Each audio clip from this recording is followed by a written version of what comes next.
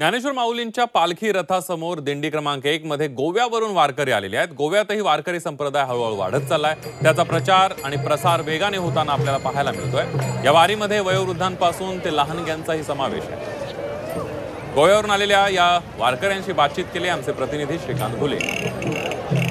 माऊलींच्या पालखी रथाच्या समोर क्रमांक 1 ची दिंडी आहे ती वास्कर महाराजांची म्हणून ओळखली जाते। तो त्या दिंडीचा मान आहे आणि त्या दिंडीतून गोव्यावरून आलेले जे वारकरी मंडळी आहेत ती सध्या आपल्या सोबत आहेत। ही संपूर्ण वारकरी मंडळी पुण्यापासून या संपूर्ण आळंदी वारीच्या पायी सोहळ्यामध्ये सहभागी होत असतात आणि तिथून आळंदी ते पंढरपूर आणि पुणे ते पंढरपूर असा जो प्रवास आहे तो त्यांचा ते पायी वारीने प्रवास करत असतात। महाराज, मला सांगा, गोव्यावरून आलेले आहात, काय नेमकी याची परंपरा आहे, कशी सुरुवात झाली?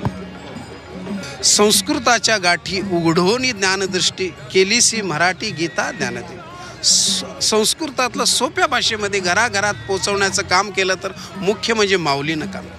जसे 4-5 लेकरं असलं आणि एक लेकरू जर अज्ञान असलं, एक लेकरू जर शाणे असलं तर त्या शाण्याला जवळ करतं आणि अज्ञानाला दूर करत नाही, उलट त्या अज्ञानाला माय पदरात घेते। हे माझं लेकरू कधी शाणे।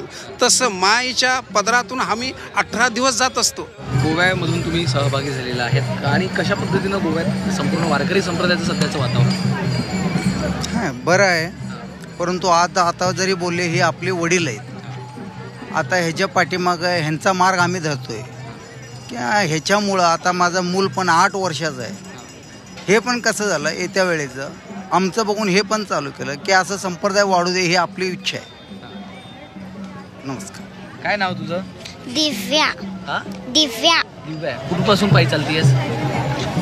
मी 30 किलोमीटर। रोज पाय दुखत नाही मग? नाही। हा, शाळेला सुट्टी? हां, कितवी देस? 4thला।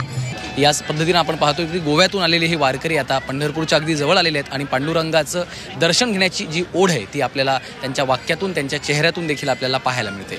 कॅमेरामन सागर पाटीलसह श्रीकांत घुले, झी मीडिया, भंडी शेगाव।